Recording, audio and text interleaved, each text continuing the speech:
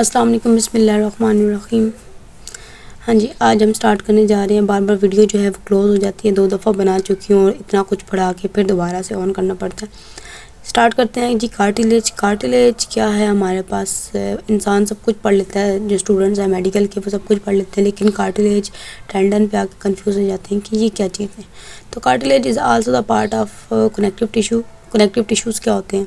Connective tissues वो होते हैं जो आपकी बॉडी को एक दूसरे से कनेक्ट करते हैं, आपकी बॉडी के पार्ट्स को एक दूसरे से कनेक्ट करते हैं, सपोर्ट करते हैं और एक दूसरे को बाइंड अदर स्ट्रक्चर्स, एक दूसरे के स्ट्रक्चर को बाइंड करते हैं, वो होते हैं कनेक्टिव टिश्यू। कनेक्टिव टिश्यू में बोन, लिगामेंट, कार्टिलेज, ठीक है, और मसल्स, ये सारे क्या आते हैं हमारे पास कनेक्टिव टिश्यूज़ में आते हैं। अब जी कार्टिलेज क्या है? Cartilage is a connective tissue, ठीक है।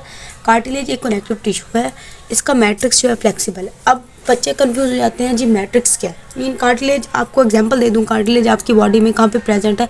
तो cartilage is present in the पिना ऑफ ईयर। सिर्फ पिना ऑफ ईयर नहीं होता, लेकिन आपको एग्जांपल देना चाहती हूँ कि कार्टिलेज का स्ट्रक्चर किस तरह का होता है, ठीक है। तो इसमें हमारे पास पिना ऑफ द ईयर जो है, आप इसको हाथ लगा के देख सकते हैं। कार्टिलेज कैसा है? फ्लेक्सिबल है। अब मैट्रिक्स क्या होता है? फ्लेक्सिबल मैट्रिक्स का मतलब होता है किसी भी इंट्रासेलुलर सब्सटेंस के अंदर, जैसे भी किसी भी इंट्रासेलुलर किसी भी स्ट्रक्चर के अंदर, बॉडी स्ट्रक्चर के अंदर जो इंट्रासेलुलर सब्सटेंस होता है, ठीक है। जैसे कि बोन के अंदर जो इंट्रासेलुलर सब्सटेंस होता है वो हार्ड होता है, ठीक है। और हमारे पास ब्लड वेसल्स के अंदर जो इंट्रासेलुलर सब्सटेंस होता है वो क्या होता है? लिक्विड होता है। तो किसी भी स्ट्रक्चर के अंदर जो इंट्रासेलुलर सब्सटेंसेस होते हैं उनको कहते हैं हम लोग मैट्रिक्स, ठीक है। जैसे कि ब्लड वेसल्स हैं, इनके अंदर से ब्लड गुजर रहा है, लिक्विड है, तो ये अंदर वाला जो सारा चीज़ होगी इसको मैट्रिक्स कहेंगे। बोन है, बोन के अंदर हार्ड स्ट्रक्चर है, उसका इंटरनल सब्सटेंस जो है वो उसको कहते हैं हम लोग क्या कहेंगे? मैट्रिक्स कहेंगे। अब हम लोग पढ़ेंगे जी, इसके 3 फीचर्स होते हैं। एक तो कनेक्टिव टिश्यू से बना होता है, एक फ्लेक्सिबल मैट्रिक्स होता है, एक रिजिड। अब कार्टिलेज को आप किस तरह से? It is the connective tissue in which the made up of connective tissue, it is a connective tissue, sorry, it is a connective tissue have a rigid structure but have a flexible matrix, ठीक है। Example आप दे सकते हो, main example पिना of the year जो है वो आपका बाहर का जो पोर्शन आपको नजर आता है वो क्या होता है? कार्टिलेज से बना होता है। अब इसके जनरल फीचर्स पढ़ेंगे हम लोग।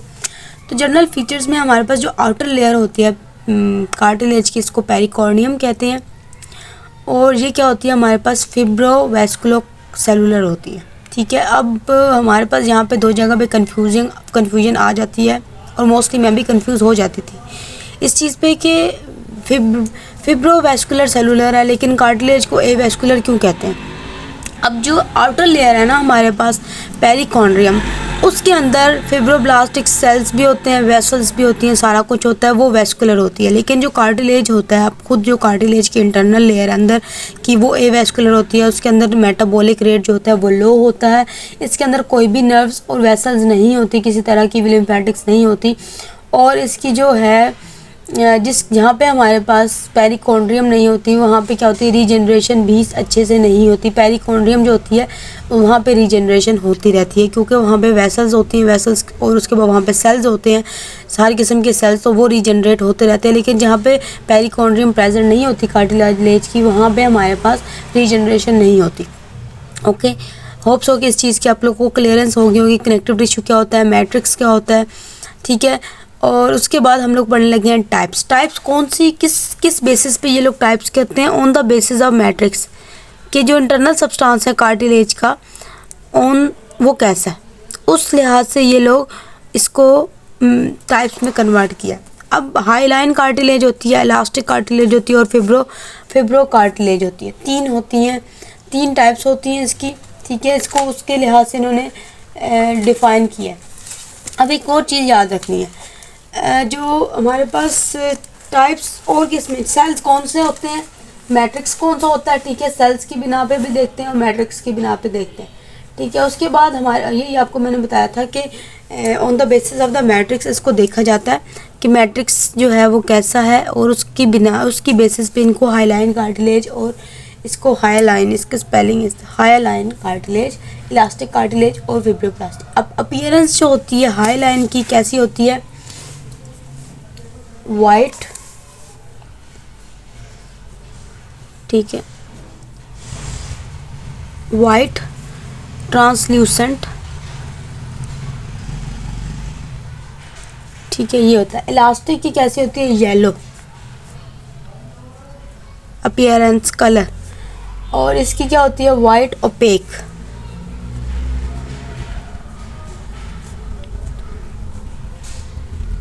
ठीक हो गया। उसके बाद हमारे पास डिस्ट्रीब्यूशन ऑफ द सेल्स किस तरह के होते हैं। इसके अंदर सेल्स जो होते हैं मोस्ट अबंडेंट, या डिस्ट्रीब्यूशन इसकी मोस्ट अबंडेंट है, सबसे ज़्यादा जो हाइलाइन कार्टिलेज होता है ये रेयर होता है, बहुत कम होता है, कहीं होता है कहीं नहीं होता है, और ये लेस अबंडेंट होता है। ठीक है। उसके बाद हमारे पास साइट्स कौन कौन सी होती है, कहाँ कहाँ पे ये प्रेजेंट होते हैं। Highline cartilage normally articular surface में होता है। आपने ये याद रखना है, जितने भी हमारे पास बोन्स के ऊपर, बोन्स जहाँ पे जुड़ रही है ना उसके ऊपर कार्टिलेज जो आर्टिकुलर कार्टिलेज होता है। ठीक है, बोन्स के ऊपर आर्टिकुलर कार्टिलेज लगा होता है, आर्टिकुलर सरफेस के ऊपर बोन्स के ऊपर लगा होता है, क्योंकि ये ज़्यादा बियर करता है, वियर एंड टियर को क्या करता है? बियर करता है। ठीक है, उसमें कोस्टल कार्टिलेज में होता है हमारे पास। उसके बाद हमारे पास ट्रेकियल कार्टिलेज, ब्रोंकियल कार्टिलेज, ये सारे कौन से? Hyaline cartilage. उसके बाद इलास्टिक कार्टिलेज हमारे पास pinna of the ear, pinna of ear. ठीक है, जो मैंने एग्जांपल दी थी आपको, जो आपको नज़र आता है। एपिग्लोटिस, ग्लोटिस के ऊपर जो ढक्कन दिया होता है जिसने ओपन और क्लोज होना होता है ड्यूरिंग द फूड इनगल्फिंग के टाइम, जब हम फूड खा रहे होते हैं, जिस टाइम पे हमारे पास हमने सांस लेना होता है उस टाइम पे ओपनिंग और क्लोजिंग जो होती है, ग्लोटिस के ऊपर एक छोटा सा इतना सा गोल सा ढक्कन होता है, उसमें क्लोज और ओपन होना होता है। उसके बाद ऑडिटरी ट्यूब, सुनने वाली नाली जो है उसके अंदर जो कार्टिलेज होता है वो, और ये जो है हमारे पास वर्टिबुलर डिस्क के दरमियान में होता है, इंट्रावर्टिबुलर डिस्क और इंट्रा आर्टिकुलर डिस्क के दरमियान में प्रेजेंट होता है हमारे पास कौन सा? White fibro cartilage. ये था हमारे पास कार्टिलेज का छोटा सा टॉपिक, थोड़ा सा मुश्किल था पढ़ने में, आप लोगों को मुश्किल है, होप्स हो कि अब आप लोगों को मुश्किल नहीं लगेगा। इसमें 2-3 ऐसी चीज़ें हैं जो आपको याद करने मुश्किल हैं, जो हैं कार्टिलेज, कनेक्टिव टिश्यू, मैट्रिक्स क्या होता है, ठीक है, उसके बाद पेरिकॉन्ड्रियम क्या होता है, एवेस्कुलर पेरिकॉन्ड्रियम वगैरह, ये सारी चीज़ें मैंने आपको एलेबोरेट करके बता दी हैं। नेक्स्ट वीडियो जो है वो मसल्स के चैप्टर की है, वो हम स्टार्ट करते हैं इंशाल्लाह, और जल्दी ही आप लोगों को वीडियोस मिल जाएंगी।